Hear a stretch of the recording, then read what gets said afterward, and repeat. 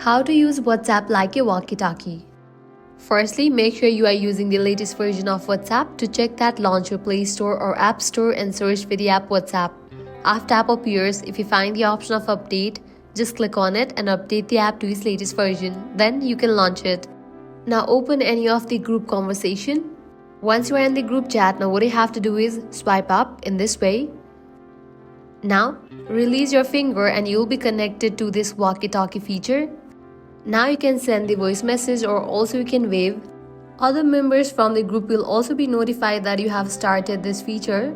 Once they also join, you can easily use this feature. You have joined a live audio session where you can talk and listen in real time. All the members from the group chat can join it anytime. When done, exit the voice chat or wait until everyone leaves. It closes automatically when no one is in it. No recordings are saved and the chat remains private.